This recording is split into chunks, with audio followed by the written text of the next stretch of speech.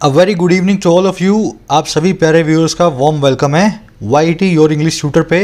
मेरा नाम है अमन बहल। पेशे से मैं गवर्नमेंट ऑफिसर हूँ SSC CGL के थ्रू, और इन क्लासेस के ज़रिए मैं आपको बताता हूँ बैंक्स, SSC, UPSC एग्ज़ाम्स में इंग्लिश को अप्रोच करने का सही ढंग क्या है।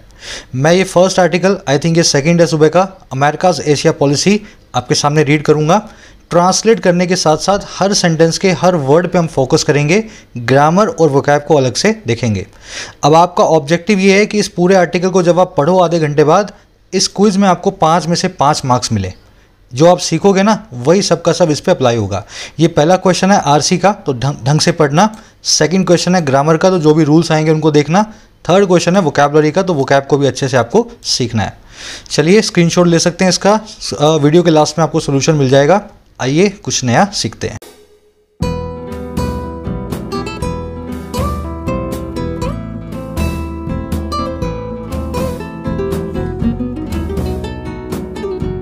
कह रहा है अमेरिकाज़ एशिया पॉलिसी, अमेरिका की एशिया को लेकर के क्या नीति है, क्या पॉलिसी है। डिटेल में देखेंगे इसके टाइटल पैराग्राफ से पॉलिसी के बारे में। कह रहा है the US must push for a rule based international order despite Afghan debacle. कह रहे जो अमेरिका है ना, इसको पुश फॉर करना ही चाहिए। मस्ट बताता है किसी काम को करने की ज़रूरत को, बहुत ही ज़्यादा नेसेसिटी को। और पुश फॉर करने का मतलब होता है किसी चीज़ के लिए जोर लगाना, पुश करना, किसी आइडिया को प्रमोट करना। तो अमेरिका को पूरे मन से प्रमोट करना चाहिए एक रूल्स बेस्ड इंटरनेशनल ऑर्डर को, एक ऐसे इंटरनेशनल जो है ऑर्डर को, सीक्वेंस को, जो रूल्स के ऊपर आधारित हो। हर कंट्री रूल्स को फॉलो करें, हर काम कानून से हो, है ना। इस चीज़ के लिए पुश फॉर करना चाहिए। अच्छा, कब करना चाहिए? डिस्पाइट, बावजूद अफगानिस्तान में जो इसको हार मिली है, जो डिबैकल इसको सामना करना पड़ा है। समझ गए ना। तो जो भी हुआ अफगानिस्तान में वो हो चुका है, उसको बुला करके डिबैकल को, उस एम्बेरसमेंट को, अमेरिका को इस काम के लिए पूरा जोर लगाना चाहिए। समझ गए। सब्जेक्ट है आपका ग्रीन कलर में द US, वर्ब आपकी पिंक कलर में मस्ट पुश फॉर। सब्जेक्ट और वर्ब इसी तरीके से ग्रीन और पिंक कलर में आपको मिलेंगे। आपको इनको फॉलो करना है पूरे आर्टिकल में, अगर आप अपनी रातों रात अंडरस्टैंडिंग को डेवलप करना चाहते हो। हर आदमी, हर जो बच्चा है इस जो है कलर कोडिंग को फॉलो करेगा। अब इसमें देखने वाली चीज़ें देख लेते हैं। डिबैकल नाम के वर्ड को देख लेना। एक ऐसी हार या ऐसी डिफीट जो एम्बैरेसिंग हो।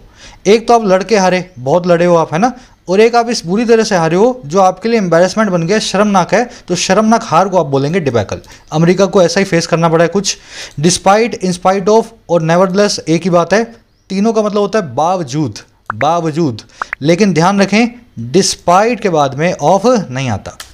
समझ रहे हो ना। इंस्पाइट ऑफ ठीक है, पर डिस्पाइट ऑफ गलत है। चलिए आगे बढ़ के फटाफट से वोकैबुलरी पर नज़र डालते हैं इस आर्टिकल की, ताकि इसको स्मूथली पढ़ पाएं। राइटिंग स्किल्स का कोर्स एप्लीकेशन पे अवेलेबल है, बेसिक से advanced. UPSC answer writing, banks, SSC, IELTS। आपको इंडिया में कोई ऐसा कोर्स नहीं मिलेगा जो हिंदी मीडियम वालों को भी इंग्लिश में बेसिक से लिखना सिखाए। इसका फ़ायदा उठा सकते हैं। 60 घंटे का कोर्स है, 1 साल की वैलिडिटी के साथ 699 में। आपकी रिक्वेस्ट पे 200 रुपये का डिस्काउंट अभी चल रहा है। आज लास्ट डेट रहेगी, कल इस डिस्काउंट को डिसकंटिन्यू कर देंगे। तो YT 200 कोड लगा लेना, 699 की जगह 499 पे कोर्स आपको मिल जाएगा। कोई भी आपको जानकारी चाहिए हो इस नंबर पे व्हाट्सअप मैसेज करें, आपको कस्टमर केयर वाले रिप्लाई करेंगे।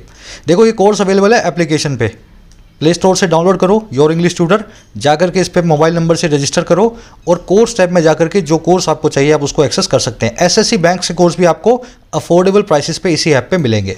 ये नंबर है, इसको नोट कर लें। चलिए ये अपनी वोकैब है, इसमें आपको सारे पुराने वर्ड्स मिलेंगे जो हम सीखते आ रहे हैं। देखो आज हमारे पास पुराने वर्ड्स ज़्यादा है और नए वर्ड्स कम है। पुराना वर्ड है relentless, play down, fall out, substantial, और एक नया वर्ड है हेजेमनी। फटाफट सब पे नज़र डाल लेते हैं। देखिए रेलेंटलेस का मतलब होता है जो चीज़ रेलेंट ना करे। रेलेंट का मतलब होता है सरेंडर करना। ऐसी चीज़ जो रुकने का नाम ना ले, आत्मसमर्पण ना करे, सरेंडर ना करे, बहुत जंगली हो या रुकने का नाम ना ले ना, नेवर सीजिंग हो, रेलेंटलेस कहलाती है। जैसे the rebel surrendered before a relentless army. जो लड़ाक थे, जो रिबेल्स थे, उन्होंने सरेंडर कर दिया एक रेलेंटलेस खूंखार आर्मी के सामने। और वैसे ही relentless traffic noise affects my work. ये जो ना रुकने वाला रेलेंटलेस ट्रैफिक का नॉइस है, यातायात का शोर है, मेरे काम को प्रभावित करता है। तो ये शोर हर वक्त चलता है 24 घंटे, रेलेंटलेस ट्रैफिक नॉइस है। इसको आप अनरिलेंटिंग, अनयील्डिंग या इनएक्सोरेबल भी बोल सकते हो। नेक्स्ट वर्ड है हमारा, ये भी पुराना है, प्ले डाउन करना। इसका मतलब होता है किसी चीज़ को कम इंपॉर्टेंट दिखाना। किसी चीज़ को अंडर प्ले करना, किसी चीज़ की महत्वपूर्णता को कम करना, इसी का सिनोनिम होता है डिमिनिश। डिमिनिश वर्ड को आप इस आर्टिकल में आज फिर से देखेंगे, है ना, प्ले डाउन का सिनोनिम है। फिर एक वर्ड आपने देखा था फॉल आउट, हिंदी में बोलते हैं दुष्परिणाम। और कैसे दुष्परिणाम? इनडायरेक्ट। आज कुछ काम हुआ है, उसके 2 साल बाद, 5 साल बाद, 10 साल बाद आपको कुछ बैड इफेक्ट्स दिख रहे हैं, वो इफेक्ट्स कहलाएंगे फॉल आउट। फॉल आउट को ही आप बोलते हैं ब्लो बैक। ये भी इस वर्ड को आज आप आर्टिकल में देखने वाले हैं। फॉल आउट का सिनोनिम है, पुराना वर्ड है। सब्सटेंशियल कल भी आया था, इसका मतलब होता है बहुत ज़्यादा हो, जो कंसीडरेबल हो। ऐसी चीज़ जिसको नज़रअंदाज ना कर पाए सब्सटेंशियल कहलाती है। जैसे the effects of the lockdowns have been substantial. Lockdown के जो इफेक्ट्स हैं वो बहुत ज़्यादा रहे हैं, सब्सटेंशियल रहे हैं, आप उनको इग्नोर या नज़रअंदाज नहीं कर सकते हो। इसको नोटिसेबल भी बोलते हैं। इस सब्सटेंशियल नाम के वर्ड को आज आप फिर से देखेंगे। एक ही नया वर्ड आज आपको मैं करवाऊंगा, हेजेमनी। इसका मतलब होता है लीडरशिप, डोमिनेशन, कहीं पे अपना, समझ गए ना, नेतागिरी। Chinese foreign policy is entirely built on the vision of establishing global hegemony.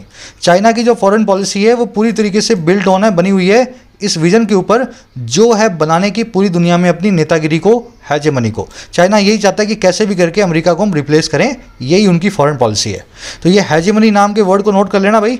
Authority, command या डोमिनेशन इसके सिनोनिम है। चलिए एक समरी मैं आपको दे देता हूँ, किस बारे में लिखा हुआ है आपको पता लगे। अमेरिका ने एशिया में 2 वॉर्स को हारा है आज तक। पहली वॉर थी वियतनाम वॉर, दूसरी वॉर है अफगान वॉर। दोनों वॉर्स के बीच में 40 साल का डिफरेंस है, लेकिन हार का तरीका वही है। 20-20 साल अमेरिका वहाँ पे लड़ा, बहुत पैसा खर्च किया, लेकिन लास्ट में अपनी जान बचा के भागा, दोनों ही देशों से। हमारा आर्टिकल ये कह रहा है कि अब दूसरी बार जब इसको झटका मिला है ना अफगानिस्तान से, अब इसको एक सीख ले लेनी चाहिए। सीख ये है कि एशिया के लोग डिफरेंट हैं। आप एशियन लोगों को बार बार डेमोक्रेसी का झांसा देकर के उनके देश पे कब्जा नहीं कर सकते हो। अब दूसरी चीज़ आपको ये भी देखनी है कि एशिया में कुछ महाशक्तियां भी आ रही हैं, जैसे कि इंडिया है, चाइना है, वो भी अपनी हेजेमनी को इस्टेब्लिश करने की कोशिश करेंगी। तो अब आप जो है हर देश में घुस करके वॉर करना बंद कर दो, अपनी फॉरेन पॉलिसी को थोड़ा चेंज करो, दूसरे देशों के लिए भी सिंपैथी रखो और अपने काम से काम रखना शुरू कर दो। समझ गए ना, देसी भाषा में इसकी मैंने आपको समरी बता दी है। इस समरी की आज की टोन होगी लॉजिकल या रैशनल। पूरा लॉजिक बेस्ड आर्टिकल है, लॉजिक की बात करेगा लॉजिकल टोन के अंदर। मैं इसकी आपको जो है डिस्क्रिप्टिव क्वेश्चन लास्ट में दूंगा। फटाफट आर्टिकल को शुरू करते हैं। एक छोटी सी चीज़ को ऐड करूंगा। आप किसी भी एग्जाम की तैयारी करते हो इंडिया के, जितना जरूरी उसके कॉन्सेप्ट सीखना है, उतना ही जरूरी है लास्ट मोमेंट पे उसके एग्जाम्स को देना, मॉक टेस्ट को। और मॉक टेस्ट के अंदर टेक्स्ट बुक भारत का लीडिंग ब्रांड है। फॉर एग्जाम्पल आप देख पा रहे होंगे, चाहे एसएससी हो, चाहे बैंक्स हो, चाहे यूपीएससी हो, चाहे डिफेंस हो, हर एग्जाम के हज़ारों मॉक टेस्ट आपको मिलते हैं एक सिंगल पैकेज के अंदर। अब इन 23,000 मॉक टेस्ट का पूरा पैकेज आपको मिलता है 299 में 1 साल की वैलिडिटी के साथ, 499 में 3 साल की वैलिडिटी के साथ। बाय करते वक्त YT10 कूपन कोड लगाना फॉर एडिशनल 10% डिस्काउंट। ऐप का मैं बाइंग लिंक इसी वीडियो के कमेंट सेक्शन में डाल रहा हूँ। चलिए, कह रहे प्रेसिडेंट जो Biden has found himself in the uncomfortable position of facing not only the expected criticism from Republicans for his country's hasty bold exit from Afghanistan, but also brickbats from within the Democratic Party and among the broader American public। ये बता रहा है कि जो Biden की हालत अभी कैसी है, बहुत बुरी खराब हालत में है। कैसे भाई? कह रहे जो जो बाइडन है उन्होंने पाया है, हैज़ फाउंड, वो पा चुके हैं। और कहाँ पे? किसको? अपने आप को, हिमसेल्फ को। और किस में? एक बहुत ही अनकंफर्टेबल पोजीशन में, एक बहुत ही असुविधाजनक स्थिति में। अब ये कंफर्टेबल अनकंफर्टेबल पोजीशन कौन सी है? ऑफ लगा के बता रहा है। ये पोजीशन है फेस करने वाली। और किस चीज़ को? ना केवल उस एक्सपेक्टेड क्रिटिसिज्म को, आलोचना को, जो इसकी विरोधी पार्टी से आनी थी, रिपब्लिकन पार्टी से आनी थी। और किसके लिए भाई? इसकी कंट्री के फटाफट में होने वाले और मिसमैनेज्ड बॉस्ड एग्जिट के लिए। हेस्टी मतलब फटाफट, हड़बड़ी वाला, और बॉस मतलब बिना मैनेजमेंट वाला। तो फटाफट जो बिना मैनेजमेंट के जो उसने एग्जिट किया है अफगानिस्तान से, एक तो उसके लिए है ना, इसकी दूसरी पार्टी से इसको जो आलोचना आनी थी। अब कह रहा है दूसरी चीज़ ये साथ ही साथ ये भी फेस कर रहा है ब्रिक बैट्स को, कड़ी आलोचना को। इसका मतलब ये होता है कड़ी आलोचना। और किससे? खुद की इसकी पार्टी के अंदर से, डेमोक्रेटिक पार्टी के विदिन से। और दूसरा उन लोगों से जो है ब्रॉडर अमेरिकन पब्लिक, अमेरिका की जनता। समझ गया? डोनाल्ड ट्रंप की इसने स्थिति को बुरे तरीके से बताया। अब मैं एक बार रिपीट कर रहा हूं, फिर इस सेंटेंस में बहुत कुछ है देखने वाला। जो बाइडन ने पाया है अपने आप को एक बहुत ही खराब स्थिति में, जो है फेस करने की 2 चीज़ों को।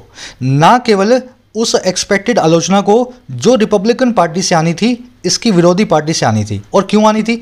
इसकी कंट्री के हड़बड़ी में किए हुए और मिसमैनेज एग्जिट के लिए निकलने के लिए जो अफगानिस्तान से। अच्छा, दूसरी चीज़ कौन सी है? बल्कि साथ ही साथ बहुत सारे ब्रिक बैट्स को भी फेस कर रहा है, बहुत सारी कड़ी आलोचना को फेस कर रहा है अपनी ही पार्टी के अंदर से, with in the democratic party, और साथ ही साथ बड़े स्तर पे ब्रॉडर अमेरिकन पब्लिक से, अमेरिका की जनता से। समझ गए सेंटेंस? अब आज उसमें देखने वाली चीज़ें। प्रेसिडेंट जो बाइडन आपका सब्जेक्ट है, हैज़ फाउंड उसकी वर्ब है। ग्रीन कलर मतलब सब्जेक्ट, पिंक कलर मतलब आपकी वर्ब। प्रेसिडेंट के आगे आपने जो बाइडन लिख दिया है, प्रेसिडेंट का नाम आ गया है, इसलिए प्रेसिडेंट के आगे द नहीं लगाएंगे।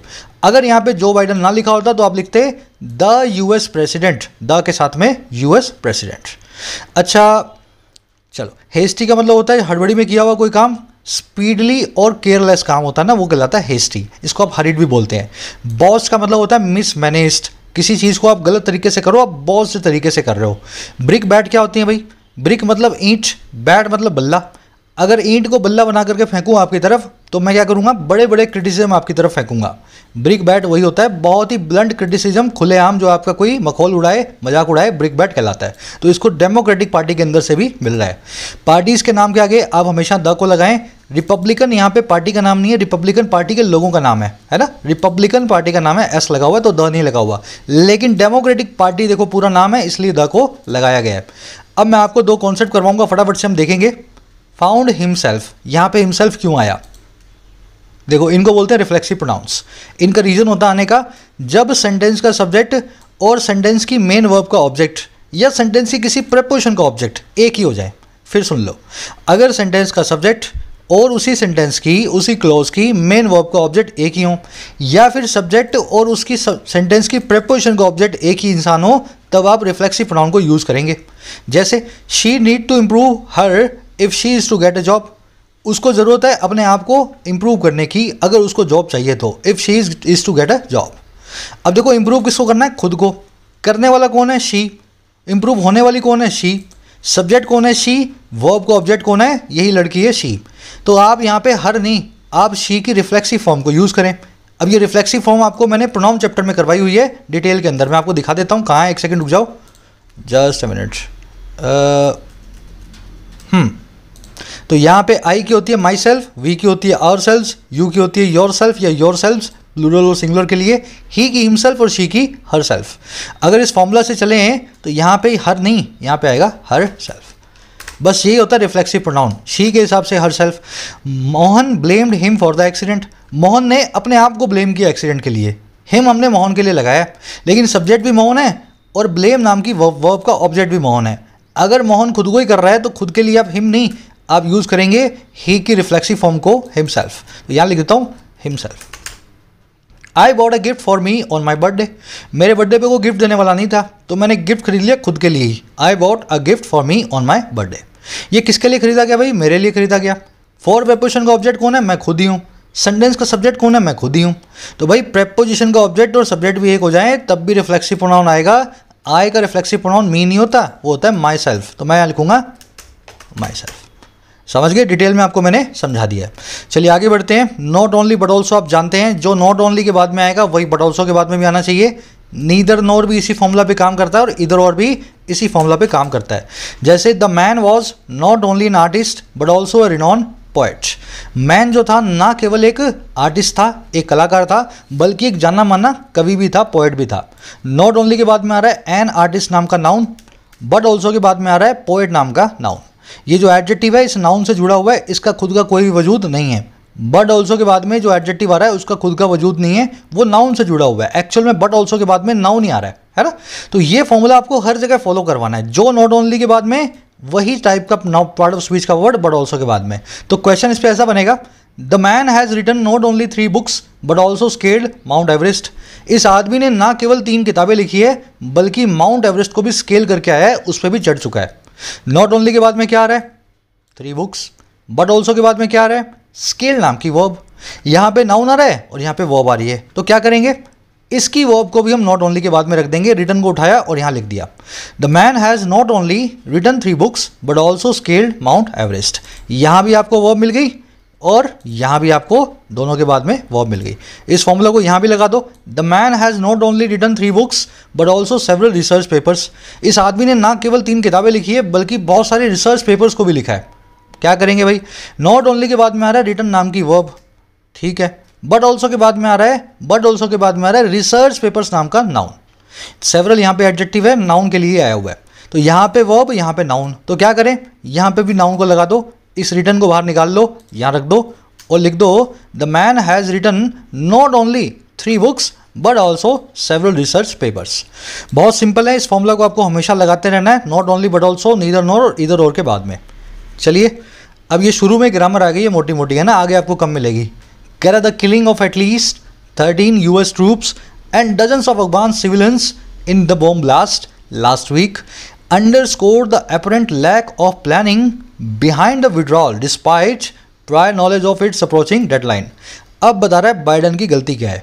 कह रहा है जो किलिंग है, जो हत्या है, और कम से कम 13 अमेरिका के ट्रूप्स की, अमेरिका के फौजियों की, और कई दर्जनों अफगान सिविलियंस की उस बॉम्ब ब्लास्ट में, द बॉम्ब ब्लास्ट जो पिछले वीक हुआ, लास्ट वीक। कह रहे जो हत्या है ना इतने लोगों की, मासूमों की, इस हत्या ने अंडरस्कोर कर दिया है, सबके ध्यान को खींचा है, और किसकी तरफ, उस जाहिर एपरेंट का मतलब है जाहिर, जो सबके सामने हो, उस जाहिर कमी की तरफ, लैक ऑफ की तरफ, जो है प्लानिंग का, योजना का, और किसके पीछे, बिहाइंड द विड्रॉल के पीछे, अमेरिकन फौजों को बाहर निकालने के पीछे। और कब, कह रहे बावजूद पहले से नॉलेज होने का, उस अप्रोचिंग डेडलाइन का, उस आखिरी लास्ट डेट का जो अप्रोच हो रही है। अमेरिका को 2 साल पहले से पता है कि किस दिन वो अमेरिका से, अफगानिस्तान से बाहर निकलने वाले थे। 2 साल में भी वो ढंग से तैयारी नहीं कर पाए, और आखिरी ये हुआ कि इसके 13 फौजी मारे गए और इतने सारे अफगानी मारे गए। तो ये जो किलिंग है ना, इसी चीज़ को बताती है कि अमेरिका का प्लानिंग वाला पोर्शन जो है बाइडन का बड़ा ही कमज़ोर है। समझ गए। किलिंग की वर्ब है अंडरस्कोर्ड, पास्ट इंडेफिनिट टेंस में, सब्जेक्ट ग्रीन में, वर्ब पिंक कलर में। अब एक ऑनेस्ट से आपको बात बताता हूँ, सब्जेक्ट वर्ब मैंने आपको बताया, लेकिन अगर आप खुद भी पकड़ सकते हो 90% एक्यूरेसी के साथ, तो इंग्लिश में टॉपर बनने का रास्ता आपका साफ है। समझ गए। जिन लड़कों के लड़कियों के नंबर आते हैं एसएससी में 200 में से 190, प्रीलिम्स के अंदर 50 में से 48, बैंक्स में 30 में से 25, वो वही लोग हैं जो इस एक्सरसाइज के अंदर पूरी तरह से एक्सपर्ट हैं। तो अगर आप एक्सपर्ट नहीं हो ना, तो आज ही शुरू कर देना, इसी से होकर के आपका टॉपर होने का रास्ता गुजरता है, सिलेक्शन का रास्ता गुजरता है। सब्जेक्ट और वर्ब को पकड़ना ही पकड़ना है। अंडरस्कोर का मतलब होता है हाईलाइट करना, अंडरलाइन करना, किसी चीज़ की तरफ ध्यान खींचना। एपरेंट का मतलब होता है जाहिर, ऑब्वियस, एविडेंट, जो सबके सामने हो। डिस्पाइट के बाद में ऑफ कभी नहीं आता। वीक है, डे है, इनके पहले इन या ऑन को यूज़ करें। In first week, in second week, on Thursday, on Tuesday. लेकिन दिस, दैट, लास्ट, अपकमिंग, है ना, प्रीवियस, इन वर्ड्स के आते ही आप इन या ऑन प्रीपोजिशन को निकाल देते हैं। अगर ये लास्ट यहाँ पे ना लगा होता तो हम लिखते इन वीक, है ना, जो भी वीक होता इन दैट वीक।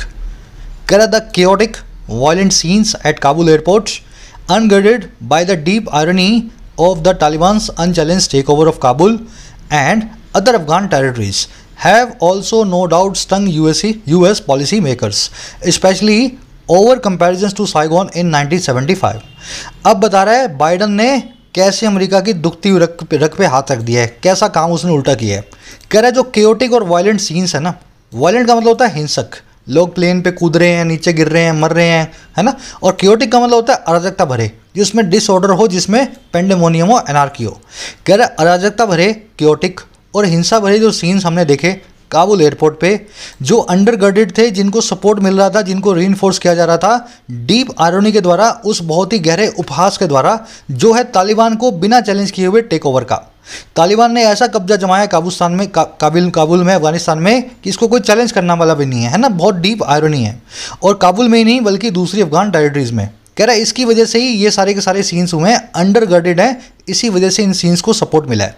कह रहा है ये जो सीन्स है ना एयरपोर्ट वाले, इन्होंने साथ ही साथ बिना डाउट के स्टिंग कर दिया है, डंक मार दिया है, काट लिया है अमेरिका के पॉलिसी मेकर्स को, वहाँ के नेताओं को। और खास करके कब, खास करके उस कंपैरिजन्स के ऊपर जो है साइगोन नाम की सिटी पे, जो 1975 में करके आए हैं वियतनाम में। समझ गए ना। कुछ ऐसा ही आज से 40 साल पहले अमेरिका देख करके आया वियतनाम में। अब जब यहाँ पे हुआ ना फिर से, तो पॉलिसी मेकर्स को बहुत गहरा जो झटका लगा है बाइडन की वजह से, साइगोन को वो याद करने लगे हैं। साइगोन जो है जो वियतनाम की एक सिटी थी, इसका नाम शायद बदल दिया गया, इसको हो चिन मी बोलते हैं, हो चिन मी, है ना। तो साइगोन में भी अमेरिका ऐसे ही भागा था अपने हवाई जहाज लेकर के। चलिए सीन्स की वर्ब है हैव स्टंग, पैसिव वॉइस में स्टिंग स्टंग स्टंग, स्टिंग का मतलब होता है बाइट करना, डंक मारना, उसी की थर्ड फॉर्म है स्टंग। टेक ओवर मतलब कब्जा जमाना, क्योटिक मतलब अराजकता भरा, एनार्किक। अंडरगर्ड करने का मतलब होता है किसी को सपोर्ट करना, रिइंफोर्स करना, अपहोल्ड करना।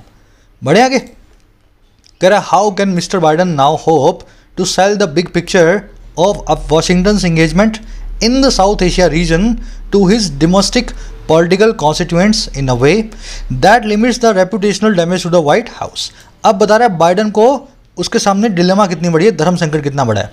कह रहा है कैसे, हाउ कैन, कैसे मिस्टर बाइडन अब होप कर पाएंगे, इस चीज़ की आशा कर पाएंगे कि वो सेल करेंगे, वो सबको देंगे एक बड़ी सी तस्वीर को जो है वॉशिंगटन की इंगेजमेंट की साउथ एशिया रीजन में, हमारे रीजन में। और ये देनी किसको है भाई, सेल किसको करनी है, उसके डोमेस्टिक पॉलिटिकल कॉन्स्टिट्यूएंट्स को, उसके घरेलू चुनावी मतदाताओं को। और कह रहे हैं इस एक तरीके से, इन अ वे, ऐसे तरीके में जो लिमिट करे, और किसको, अमेरिका की रेपुटेशनल डैमेज को, अमेरिका के आत्मसम्मान पे चोट को, और किसके लिए, व्हाइट हाउस के लिए। तो इतना कुछ होने के बाद अब बाइडन अपने वोटर्स को क्या बोलेंगे कि हम जो है चाइना से कैसे निपटने वाले हैं। वोटर्स तो यही बोलेंगे ना, तुम तालिबान से तो निपट नहीं पाए। तो अब सवाल इसके सामने यही है, कैसे किस तरीके से वोटर्स को समझाऊं कि मेरी इज्जत भी बची रहे, अमेरिका की साख भी बनी रहे। समझ गए। मिस्टर बाइडन की वर्ब है can hope, sentence interrogative sentence है, एक सवाल को पूछा जा रहा है, लास्ट में क्वेश्चन मार्क रखा हुआ है। इसकी निशानी ये होती है, इसमें हेल्पिंग वर्ब सब्जेक्ट से पहले आ जाती है। समझ गए ना। तो कैन हेल्पिंग वर्ब सब्जेक्ट से पहले आई हुई है और मेन वर्ब बाद में आई हुई है। इसको बोलते हैं इंट्रोगेटिव सेंटेंस, क्वेश्चन वाले सेंटेंस। दैट की वर्ब है limits. Sell a picture, sell a dream. देखो, सेल द बिग पिक्चर या सेल अ बिग ड्रीम, इसका मतलब होता है किसी को एक बड़ी तस्वीर दिखाना या बड़ा सपना दिखाना, है ना। अगर मैं आपको यहाँ पढ़ा रहा हूँ, अच्छे से आप कोशिश कर रहे हो, I am selling you a dream of getting selected in a good job, मैं आपको एक सपना दिखा रहा हूँ अच्छी जॉब में सेलेक्ट होने का, ठीक है ना, सेलिंग अ ड्रीम।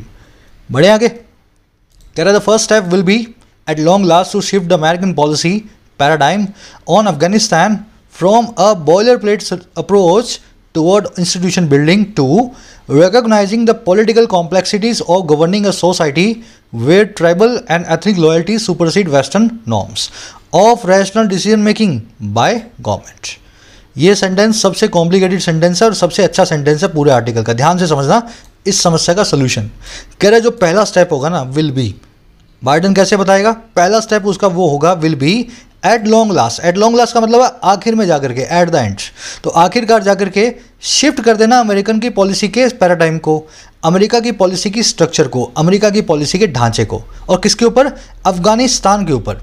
अच्छा, कहाँ से शिफ्ट करना है भाई, शिफ्ट करना है एक बॉयलर प्लेट अप्रोच से। बॉयलर प्लेट का मतलब होता है घिसी पिटी। उस घिसी पिटी अप्रोच से जो है इंस्टीट्यूशन बिल्डिंग के लिए, वहाँ पे इंस्टीट्यूशन के निर्माण के लिए। इंस्टीट्यूशन बिल्डिंग का मतलब होता है सरकार खड़ी करना, एजेंसियां खड़ी करना। अमेरिका जहाँ भी घुसता है ना, वहाँ पे डेमोक्रेटिक सरकार करवाता है, वहाँ पे इलेक्शन करवाता है। तो ये बॉयलर प्लेट जो घिसी पिटी अप्रोच है, जो तुम इराक में लगा के आए हो, वियतनाम में, वो यहाँ नहीं चलेगी। आपको यहाँ से शिफ्ट होना है। अब देखो किस तरफ शिफ्ट होना है, रिकॉग्नाइज करने की तरफ, पहचानने की तरफ, सियासी पॉलिटिकल कॉम्प्लेक्सिटीज़ को, पेचीदगियों को, जो है शासन करने की, गवर्न करने की, हुकूमत करने पे, एक ऐसी सोसाइटी पे, एक ऐसे समाज पे जहाँ पे आदिवासी और एथनिक लॉयल्टी जो हैं, आदिवासी और जातियाँ लॉयल्टी जो हैं, वो सुपरसीड करती हैं, रिप्लेस करती हैं, डोमिनेट करती हैं वेस्टर्न नॉर्म्स को, पश्चिमी मूल्यों को, जो है रैशनल या लॉजिकल डिसीजन मेकिंग के एक सरकार के द्वारा। अफगानिस्तान में तालिबान इसलिए मजबूत है क्योंकि अफगानिस्तान ही तालिबान को सपोर्ट करते हैं। उन्हीं अफगानिस्तानियों को ये इलेक्शन करवा रहा था, उनको एक सरकार दे रहा था। आखिरकार उन्हीं अफगानिस्तानियों ने तंग आकर के तालिबान को सपोर्ट करना शुरू कर दिया। तो पहला स्टेप इसका यही है कि तुम इस चीज़ को पहचान लो, अपनी पॉलिसी की स्ट्रक्चर को बदल दो। अफगानिस्तान में इस घिसी पिटी बॉयलर प्लेट अप्रोच को छोड़ दो, जो वहाँ पे जाकर के ज़बरदस्ती इलेक्शन करवाने की है, और पहचानो इस कॉम्प्लेक्सिटी को, सियासी पेचीदगी को, कि एक ऐसी सोसाइटी जहाँ पे सब आदिवासी हैं, सब जातीय लॉयल्टी वाले हैं, वो वेस्टर्न नॉर्म्स को बिल्कुल नहीं पूछते हैं, उनको सुपरसीड करती हैं। मतलब वहाँ की जो उनकी लॉयल्टी है वेस्टर्न नॉर्म्स को सुपरसीड करती हैं, और वेस्टर्न नॉर्म्स है एकदम लॉजिक वाली, डिसीजन मेकिंग वाली सरकार के द्वारा। तो अमेरिका नहीं बना सकते अफगानिस्तान में, इस चीज़ को हमेशा याद रखें। समझ गए। स्टेप की वर्ब है विल बी, एथनिक और ट्राइबल लॉयल्टीज़ की वर्ब है सुपरसीड। सुपरसीड का मतलब होता है रिप्लेस करना। सुपरसीड वर्ब का एक जो है ना, इसका वर्ब की खासियत भी है। इंग्लिश में जितने भी वर्ड आपको मिलेंगे, सीड लगा होगा तो पीछे लगेगा SCED। सुपरसीड अकेला ऐसा वर्ड है इंग्लिश का जिसमें सीड आता है लेकिन एस के साथ में। स्पेलिंग एरर में क्वेश्चन बहुत बार आएगा, जैसे कंसीड आ जाएगा, कंसीड आ जाएगा, तो इसमें CED आ रहा है ना, पर सुपरसीड एक अकेला ऐसा वर्ड है जिसमें C की जगह S आता है इंग्लिश लैंग्वेज के अंदर। चलिए, ये एक्सेप्शंस होती हैं उसकी जो ना जो है लैंग्वेज की। कॉम्प्लेक्सिटी का मतलब होता है इंट्रिकेसी, किसी चीज़ की पेचीदगी। बॉयलर प्लेट मतलब घिसा पिटा, इसको ट्राइट, क्लीशे और स्टैंडर्ड भी बोलते हैं। पैराडाइम का मतलब होता है स्ट्रक्चर, फाउंडेशन, स्टैंडर्ड। रैशनल का मतलब होता है लॉजिकल। रैशनल एक एडजेक्टिव भी है, रैशनल एक नाउन भी है। जब इसके आगे ई लग जाता है तो एक नाउन बन जाता है, इसका मतलब होता है लॉजिक। और अगर इसके आगे ई ना लगे, ये एडजेक्टिव बनता है, इसका मतलब होता है लॉजिक भरा, यानी कि लॉजिकल। ठीक है ना, दोनों वर्ड्स अलग हैं, लॉजिक और लॉजिकल। चलिए, कह रहा है in part this means not demonising और cutting ties with Taliban before they have an opportunity to settle into power and announce intentions for governing Afghanistan. थोड़ा फास्ट प्रोसेस कर रहा हूँ, आसान है। कह रहा है आधा हिस्से के तौर पे, पार्ट के तौर पे। ये जो ऊपर वाला काम है ना, अगर ये शुरू करना हो तो इसके एक हिस्से के तौर पे, इन पार्ट। इसका मतलब ये है, इस चीज़ का मीन ये है कि डिमोनाइज नहीं करना, गलत नहीं बताना। डिमोनाइज करने का मतलब होता है किसी को शैतान बताना, है ना, डीमन बताना। तो कह रहा है आप डिमोनाइज ना करें, बुराई ना करें और कटिंग टाई ना करें, रिश्ते ना तोड़ें तालिबान के साथ, इससे पहले कि उनको अपॉर्चुनिटी मिले। दे हैव एन अपॉर्चुनिटी कि वो सेटल हो जाए पावर में और अनाउंस कर दें अपनी इंटेंशन को गवर्न करने की अफगानिस्तान के साथ। तो पहले उनको पावर में आने दो, उनकी इंटेंशन को भांप लो, उसके बाद देखना उनको आपको गाली देनी है या उनसे रिश्तों को तोड़ना है। क्योंकि अफगानिस्तान से अब आपको रिश्ते बना के रखने पड़ेंगे। आपकी पॉलिसी जो है गोली बारूद वाली, वो ज़्यादा लंबी जो है चलती नहीं है। समझ गए? दिस की वर्ब है मीन्स, दे की वर्ब है have had. Have had, had had, had had, ये तीनों आप ग्रामर वाले पार्ट में कर चुके हो, 5वें पार्ट में, है ना। आधे घंटे की वीडियो है, आराम से देख लेना। ये आपको बताते हैं कोई काम जो होता आ रहा है परफेक्ट टेंस के अंदर पहले से, है ना, ऐसी अपॉर्चुनिटी जब तक उनको मिलती है। बढ़े आगे। डिमोनाइज करने का मतलब होता है किसी को डीमन बताना, किसी को बताना तुम शैतान हो, है ना, किसी की बुराई करना। कह रहा there must also be a recognition of the role that third parties are going to play for better or worse. कह रहा साथ ही साथ मस्ट ऑल्सो भी वहाँ होना ही चाहिए एक पहचान, एक रिकॉग्निशन, एक आइडेंटिफिकेशन उस भूमिका की जिसको दूसरी पार्टियाँ, तीसरी पार्टियाँ प्ले करने वाली हैं, चाहे अच्छी तरह से चाहे बुरी तरीके से। समझ गए ना। तो अमेरिका को ये भी पहचानना है कि अफगानिस्तान के बाजू में तजिकिस्तान है, फिर यहाँ पे आपको चाइना मिलेगा, फिर रशिया मिलेगा, फिर इंडिया है, फिर पाकिस्तान है। तो दूसरी थर्ड पार्टियाँ जो है ना अफगानिस्तान और खुद के अलावा, उनको भी आपको पहचानना चाहिए ऑन पेपर, चाहे वो अच्छा रोल प्ले कर रही हैं, चाहे वो बुरा रोल प्ले कर रही हैं। समझ गए। रिकॉग्निशन की वर्ब है मस्ट ऑल्सो भी, देयर से क्लोज शुरू हुआ है। जब भी क्लोज देयर से शुरू हो, जो आपको हेल्पिंग वर्ब या मेन वर्ब है उसके बाद में सेंटेंस का सब्जेक्ट मिलता है। समझ गए। रिकॉग्निशन का मतलब होता है पहचान, आइडेंटिफिकेशन। पार्टीज की वर्ब है are going. For better or verse का मतलब होता है चाहे अच्छे के लिए चाहे बुरे के लिए, है ना। मैं तो वहाँ जाऊँगा चाहे अच्छा हो चाहे बुरा हो, I will go there for better or worse. समझ गए। चलो, अब यहाँ बताएगा वो रोल्स क्या होंगे। कह रहा है that must include everything from the Pakistani ISI's shadowy dealings through proxies such as the Haqqani network, China's relentless push for access to economic projects and India's civilization and soft power links। कह रहे हैं जो खराब या बुरे roles हैं, जो अच्छे रोल्स हैं, उसमें शामिल है हर वो चीज़। और कहाँ से लेके कहाँ तक, फ्रॉम लगा के बता रहा है। पाकिस्तान की ISI के छुपे हुए डीलिंग्स के साथ। शैडोई मतलब जो छाया के अंदर होती है, जो एम्बिगुअस होती हैं, शैडो में हो रही है, दिन के उजाले में नहीं हो रही है। तो जो भी लेन देन पाकिस्तान की ISI करती है छुप करके, गुप्त छुपे शैडोई डीलिंग्स, और किसके जरिए, प्रॉक्सीज के जरिए, जैसे कि हक्कानी नेटवर्क है। तो हक्कानी नेटवर्क के थ्रू तालिबान को सपोर्ट करती है इस तरीके से। तो कह रहा है ये चीज़ भी शामिल होनी चाहिए। फिर चाइना का रिलेंटस पुश भी शामिल होना चाहिए, कभी ना रुकने वाला डिमांड भी शामिल होना चाहिए, जो एक्सेस पाने का है इकोनॉमिक प्रोजेक्ट्स के लिए। इसको हर जगह अपना बेल्ट एंड रोड इनिशिएटिव चाहिए चाइना को। और फिर इंडिया का सिविलाइजेशनल और सॉफ्ट पावर लिंक्स जो हैं उसको भी पहचानना है। इंडिया हर जगह सिविलाइजेशनल और सॉफ्ट पावर की बात करता है, ऐसे रिश्तों को भी पहचानना है। तो अच्छी और बुरी चीज़ें सब चल रही हैं अफगानिस्तान में। अमेरिका को हर आदमी के, हर कंट्री के रोल को आइडेंटिफाई करना पड़ेगा। समझ गए। दैट की वर्ब है मस्ट इंक्लूड। शैडोई मतलब जो शैडो में हो, वेग हो, दिन के उजाले में ना हो। ISI ऐसे डील करता है हक्कानी नेटवर्क के थ्रू। प्रॉक्सी का मतलब होता है जो आपकी जगह काम करे, आपका हम शक्ल बन के। तो ISI का हम शक्ल बन के हक्कानी नेटवर्क काम करता है ना। रेलेंटलेस मतलब जो रेलेंट लेने का नाम ना ले, जो रुकने का नाम ना ले, नेवर स्टॉपिंग बोले, सीजलेस बोलें। सिविलाइजेशन मतलब जो सिविलाइजेशन से, सभ्यता से रिलेटेड हो, जैसी बातें इंडिया करता है। कह रहा है in the big picture there is an unsettling question for Washington to answer on whether in persisting with the Trump era promise to pull US troops out of Afghanistan, Mr. Biden will be able to reassure Asian allies and partners that the US will not also play a diminished strategic role in broader Asia region. लंबा sentence है, पढ़ते पढ़ते भी आपको डर सा लगेगा ये क्या लिखा हुआ है, लेकिन आराम से पढ़ना है इसको धीमे धीमे स्टेप बाय स्टेप। कह रहा बड़ी तस्वीर में इन द बिग पिक्चर। अच्छा क्या है भाई बड़ी तस्वीर में? There is an unsettling question, एक बहुत ही अनसेटल करने वाला, परेशान करने वाला, डिस्टर्ब करने वाला सवाल है हमारे सामने खड़ा है वो सवाल। क्वेश्चन की वर्ब है इज। अच्छा क्वेश्चन किसके लिए है? वॉशिंगटन के लिए है, जवाब देने के लिए, टू आंसर करने के लिए। अच्छा किस चीज़ पे? ऑन इस चीज़ पे, हाँ या ना, वेदर हाँ या ना, परसिस्ट विद करने में, परसिस्ट विद करने का मतलब होता है कायम रखना, किसी चीज़ में बने रहना, एंड्योर करना।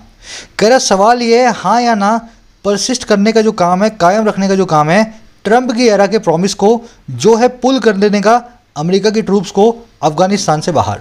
कह रहे इस काम को कायम रखने में, कह रहे बाइडन एबल होगा, सक्षम होगा या नहीं रीएश्योर करने में, भरोसा दिलाने में अपने एशिया के दोस्तों और पार्टनर्स को इस चीज़ को, दैट वो ये कि अमेरिका जो है वो नहीं प्ले करेगा, विल नॉट ऑल्सो प्ले एक डिमिनिश स्ट्रेटेजिक रोल को, एक कमतर, डिमिनिश मतलब जिसकी इंटेंसिटी कम हो, स्ट्रेटेजिक रोल को, रणनीतिक रोल को इस ब्रॉडर एशिया रीजन में।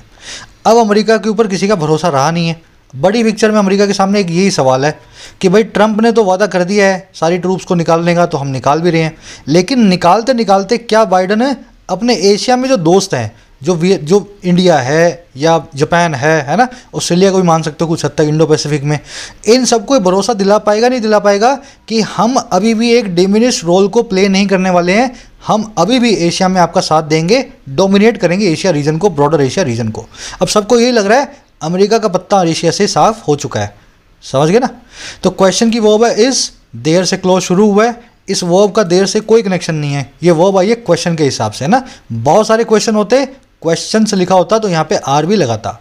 अनसेटल करने वाला मतलब डिस्टर्ब करने वाला, परसिस्ट विद करना है बने रहना, कायम रखना, एंड्योर करना किसी चीज़ को। बाइडन की वर्ब है विल बी। रीअश्योर का मतलब होता है भरोसा दिलाना, और भरोसा दिलाया गया दैट के बाद America will play, America play करेगा, नॉट प्ले है ना, तो विल प्ले अमेरिका की वर्ब होगी। डिमिनिश मतलब जिसका डी इंटेंसिफाइड हो, जिसकी इंटेंसिटी थोड़ी कम हो गई हो, जो प्ले डाउन कर दिया गया हो। समझ गए? चलिए आगे बढ़े। सेंटेंस लंबे हैं मानता हूँ, लेकिन पढ़ा जा सकता है step by step. Caret to an extent US vice president Kamala Harris Singapore and Vietnam trip was aimed at assuaging such concerns and shoring up enthusiasm for the rules-based international order that has taken a beating। अब बता रहा है damage control mode में आकर के America की vice president क्या कर रही है कमला हैरिस। कह रहे कुछ हद तक टू एन एक्सटेंट US की उपराष्ट्रपति जिनका नाम है कमला हैरिस, इनकी सिंगापुर और वियतनाम की जो ट्रिप थी वो एम्ड एट थी, वो पूरी तरीके से ऑब्जेक्टिव रखती थी अपना एसुएज करने का, मलहम लगाने का इन्हीं चिंताओं पे, और शोर अप करने का, उबारने का, किसी चीज़ को सपोर्ट करने का, उस एंथुजियाज्म को, उस उत्साह को, जोश को जो है रूल्स बेस्ड इंटरनेशनल ऑर्डर के लिए, जिसने एक बीटिंग भी ली है, जिसने एक बहुत बड़ी डैमेज को भी सहा है। समझ गए? तो बाइडन की हेल्प करने के लिए कमला हैरिस जो है वियतनाम सिंगापुर में आई हैं, एशिया में आकर के यही बता रही है कि हम एशिया में कायम रहेंगे, आपका एंथुसियाज्म जो है उसको शोरअप करेंगे और इंटरनेशनल रूल्स बेस्ड ऑर्डर को बना करके रखेंगे। कहीं भी झगड़ा होगा तो हम बीच में आके बीच बचाव करेंगे। ये वो एंथुसियाज्म है जो बीटिंग ले चुका है, जो अफगानिस्तान के बाद बहुत बड़ी चोट खा के बैठा है। समझे? प्रेसिडेंट की वर्ब है वाइस प्रेसिडेंट की, was aimed at passive voice में, एसुएज करना मतलब मलहम लगाना, मिटिवेट, पैसिफाई, मॉलिफाई, बाम, सैल्व, सब इसके सिनोनिम है ना। दैट की वर्ब है has taken, take a beating, take a hurt or get damaged एक ही बात है। जब आपको चोट लगे आप बोल सकते हो I have taken a beating today, है ना, आज मुझे बहुत मार पड़ी है। शोर अप करना मतलब होता है सपोर्ट करना। शोर मतलब समंदर का किनारा, कोई चीज़ समंदर में डूब गई है, आप उसको शोर अप करवा रहे हो तो समंदर के किनारे पे अप करवा रहे हो, डूबी हुई चीज़ को उबारने का काम कर रहे हो, प्रॉप अप या सपोर्ट कर रहे हो। चलिए आगे बढ़ते हैं।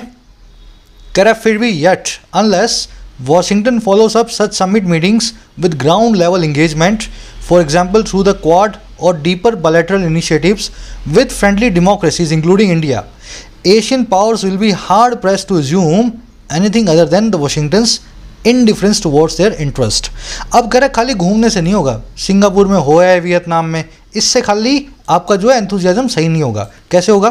कह रहे अगर इस काम को अमेरिका नहीं करता है अनलेस, और कौन सा काम?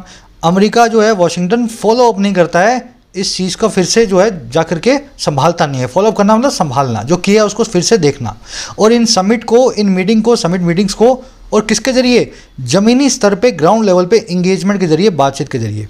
कह रहा अगर अमेरिका ने नहीं किया, एक मीटिंग की और उसके बाद में भूल गया, इस काम को नहीं किया, अब बता रहा है काम कैसे कर सकता है। फॉर एग्जाम्पल ये थ्रू हो सकता है, जरिए हो सकता है क्वाड नाम के ग्रुप के जरिए, या फिर डीपर बिलैटरल इनिशिएटिव के जरिए, और ज़्यादा गहरे दो तरफा रिश्तों के जरिए, पहल के जरिए, फ्रेंडली डेमोक्रेसीज के साथ में, जिसमें शामिल है इंडिया।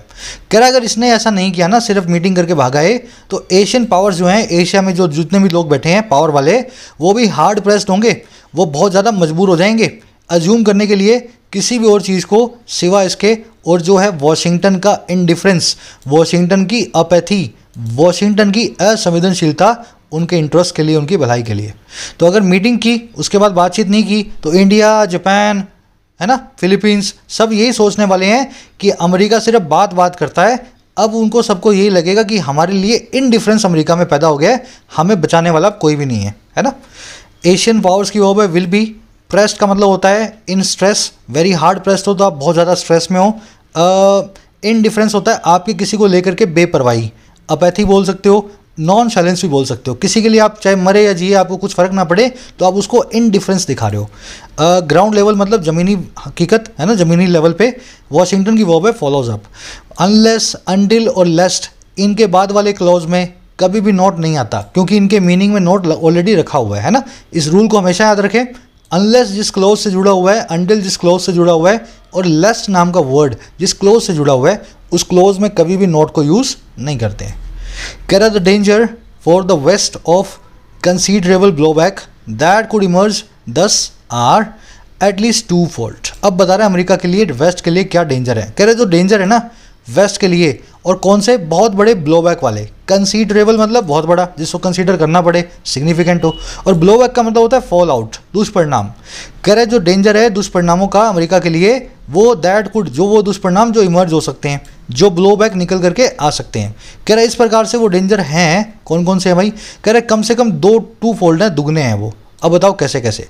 पहला है first, Afghanistan cyclical transition from Western occupied territory to abandon nations and ultimately a breeding ground for global terror outfits is well documented. पहली दिक्कत ये है कि अफगानिस्तान की एक हिस्ट्री है, और कैसी ट्रांजिशन की हिस्ट्री है? ऐसे बदलाव की ट्रांजिशन की हिस्ट्री है जो साइक्लिकल है, जो साइकिल में चलती है। पहले जनवरी, फिर फरवरी, फिर मार्च, फिर लास्ट में दिसंबर, फिर से जनवरी। समझ गए ना, एक साइकिल चलता है। तो हम अफगानिस्तान का जो है ना एक साइक्लिकल हिस्ट्री है ट्रांजिशन की, सत्ता में परिवर्तन की। पहले यहाँ पे होता है वेस्टर्न ऑक्यूपाइड टेरिटरी, पहले यहाँ पे वेस्ट की कोई कंट्री आके ऑक्यूपाई करती है, इंग्लैंड आ जाता है, फ्रांस आ जाता है, और फिर ये दूसरा इसका फेज होता है अबैंडन नेशंस का, वो टेरिटरी अपनी जान बचा के भागती है, और लास्ट में अल्टीमेटली ये एक ब्रीडिंग ग्राउंड बन जाता है, ये एक फलने फूलने वाला ग्राउंड बन जाता है दुनिया भर के टेरर आउटफिट्स के लिए, टेरर संस्थाओं के लिए। कह रहे ये जो ट्रांजिशन है ना, ये वेल डॉक्यूमेंटेड है, इतिहास में, किताबों में बड़े अच्छे से दर्ज है। तो पहली अमेरिका की दिमागी जो है ना दिक्कत यही है, अमेरिका की प्रॉब्लम यही है, कैसे अफगानिस्तान को रोके एक टेरर आउटफिट्स का गढ़ बनने से। अब दूसरी बता रहा है, and second, China will be only too glad to step into the breach should any new spaces be ceded in the pecking order of regional hegemony in Asia. कह रहा है चाइना जो है बहुत ही ज़्यादा, ओनली टू का मतलब होता है बहुत ज़्यादा, इसको भी मैं आपको डिटेल में बताऊंगा। चाइना विल बी होगा बहुत ही ज़्यादा ग्लैड स्टेप इनटू करने में, अपना पांव रखने में, कोई भी ब्रीच अगर उसको मिली, कोई भी उसको दरार मिली। कह रहा है अगर शुड कोई नया स्पेस जो है सीड किया जाता है, पैसिव वॉइस में सरेंडर किया जाता है, पैकिंग ऑर्डर में, हायरार्की में, इस रीजनल हेजेमनी की, इस क्षेत्रीय लीडरशिप की एशिया के अंदर। पहले मैं इसको हिंदी में समझा देता हूँ आसान भाषा में, फिर से रिपीट करेंगे। चाइना क्या है, अब उसको जैसे ही मौका मिलेगा अमेरिका के जाते ही वो वहाँ पे अपना दादा बनने की कोशिश करेगा। तो कह रहा है चाइना बहुत खुश हो जाएगा स्टेप इनटू करने में, 1 मिनट का टाइम नहीं लगाएगा अगर उसको कोई भी ब्रीच दिखी, कोई भी दरार दिखी, कोई भी गैप दिखा। और ये गैप कैसे बनेगा? अगर कोई भी नई जगह, कोई भी नया स्पेस जैसे कि अफगानिस्तान है, वो सीड हो जाए, वो सरेंडर हो जाए, ट्रांसफ़र हो जाए, और किस में? पैकिंग ऑर्डर में, हायरार्की में रीजनल हेजेमनी की इस क्षेत्रीय लीडरशिप की एशिया के अंदर। तो अगर फर्स्ट नंबर पे अमेरिका है, सेकंड नंबर पे चाइना है, थर्ड नंबर पे इंडिया है, चौथे नंबर पे जापान है, अगर ऐसा ऑर्डर है, इसमें कहीं भी चाइना को मौका मिला तो वो जो है दूसरे वाले को खा जाएगा, अपनी हेजेमनी को स्थापित कर लेगा अगर उसको ब्रीच दिखी तो ये है दूसरी सरदर्दी। लंबा सेंटेंस था यार, पर ठीक है, मैं कोशिश कर रहा हूँ 100% आपको अंडरस्टैंडिंग दूँ। इस सेंटेंस को एक बार खोल के बता देता हूँ मैं। डेंजर की वर्ब है आर, टेक्निकली डेंजर की वर्ब इज होनी चाहिए। डेंजर एक अनकाउंटेबल नाउन है ना। डेंजर इज, ना कि डेंजर आर, काउंटेबल नाउन नहीं है डेंजर। दैट की वर्ब है कुड इमर्ज। ब्लोबैक का मतलब होता है दुष्परिणाम। कंसीडरेबल मतलब बहुत सारे, सिग्निफिकेंट बहुत ही बड़ी मात्रा में। टू फोल्ड मतलब दुगना। ट्रांजिशन की वर्ब है इज। ट्रांजिशन का मतलब होता है बदलाव, चेंज ओवर। साइक्लिकल मतलब होता है साइकिल में, पहले ये फिर ये फिर ये, फिर से पुराना साइकिल, फिर पहले ये फिर ये फिर ये। आउटफिट का मतलब होता है ऑर्गेनाइजेशन। टेरर आउटफिट का मतलब है आतंकवादी संगठन। ब्रीडिंग ग्राउंड होता है जहाँ पे ब्रीडिंग हो, जहाँ पे प्रॉस्परिंग हो। अगर कोई ऐसी जगह है जहाँ पे आप फलते फूलते हो, वो आपके लिए ब्रीडिंग ग्राउंड है। चाइना की वर्ब है विल बी। ये ब्रीच के बाद में पूरा का पूरा बना हुआ है कंडीशनल। कौन सा कंडीशनल बना हुआ है आप मुझे बताओ। एनी न्यू स्पेसिस की वर्ब है शुड बी सीटेड। इफ को निकाल करके शुड को लगाया गया है, कंडीशनल की ऑल्टरनेटिव फॉर्म है। कंडीशनल चैप्टर में आपने सीखा होगा, तो मुझे बताना आइडेंटिफाई करके ये कौन सा कंडीशनल है। पैकिंग ऑर्डर मतलब होता है हायरार्की, पावर स्ट्रक्चर, कौन ऊपर कौन नीचे। हेजेमनी आप जानते हो, लीडरशिप। ब्रीच का मतलब होता है दरार। ये ओनली टू और नन टू दो ट्रबल मेकिंग वर्ड्स हैं। ओनली टू का मतलब होता है बहुत ज़्यादा पॉजिटिवली, नन टू का मतलब होता है बहुत ही कम नेगेटिवली, है ना। ये मैंने आपको एडवर्ब चैप्टर में करवाया था पूरा अच्छे से। ये दो क्वेश्चंस अगर आप देखोगे तो आप इनको सॉल्व करते ही इस कॉन्सेप्ट को फिर से रिवाइज हो जाएगा आपका। वीडियो लंबी हो रही है, इसको मैं इंक्लूड नहीं करूँगा। ओनली टू मतलब बहुत ज़्यादा, नन टू मतलब ना के बराबर। तो यहाँ पे चाइना जो है ओनली टू ग्लैड होगा, बहुत ही ज़्यादा ग्लैड होगा, खुश होगा। चलिए फटाफट से बढ़ते हैं आज के क्विज की तरफ। एक लाइक और एक शेयर जरूर से देना। देखो कोशिश मेरी पूरी ऐसी है कि 100% अंडरस्टैंडिंग दूँ और एकदम एक एक कॉन्सेप्ट को खोल के आपको बताऊँ। मैं एक काम करूँगा, फर्स्ट क्वेश्चन मैं आपको करवा देता हूँ आरसी वाला। सेकेंड, थर्ड, फोर्थ और फिफ्थ आपको खुद को करना है। कमेंट सेक्शन से आप इसके आंसर्स को निकाल लेना, मैं डाल रहा हूँ। फर्स्ट क्वेश्चन है, इनमें से कौन सी स्टेटमेंट ट्रू नहीं है या ट्रू है in the context of the passage. Passage से कॉन्टेक्स्ट में तीनों स्टेटमेंट में से कौन सी स्टेटमेंट सच है, देख लेते हैं।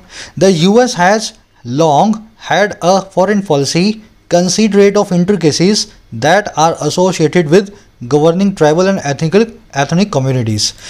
यूएस की एक बहुत लंबे वक्त से फॉरेन पॉलिसी रही है जो कंसीडरेट होती है, जो कंसीडर करती है, ध्यान देती है उन पेचीदगियों की तरफ जो जुड़ी हुई हैं गवर्न करने से, शासन करने से ट्राइबल और एथनिक कम्युनिटीज़ पे। गलत बात है।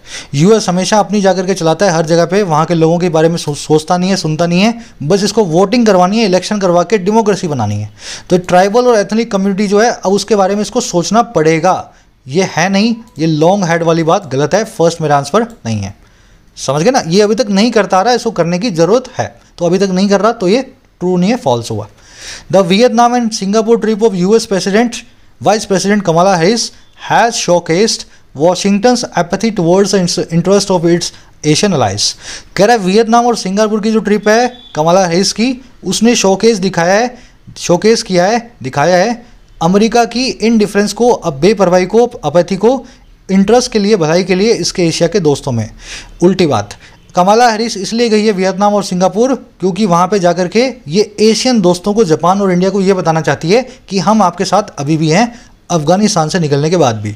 तो ये बात है ना, बिल्कुल गलत है। इस बात को झुठलाने के लिए तो वो वहाँ पे गई थी, है ना। आर्टिकल में आप देखोगे ध्यान से साफ साफ लिखा हुआ है। थर्ड वाला देख लो भाई, China is considered to be in a ceaseless pursuit of economic projects in the region and plans on assuming the leadership role in Asia at the first opportunity। China मानी जाती है कि वो एक ना रुकने वाली इच्छा में है, परस्यूट में है, हंट में है, जो है इकोनॉमिक प्रोजेक्ट्स की। बस इसको रोड बनाना है, ब्रिज बनाना है, चाइनीज़ हर जगह पे।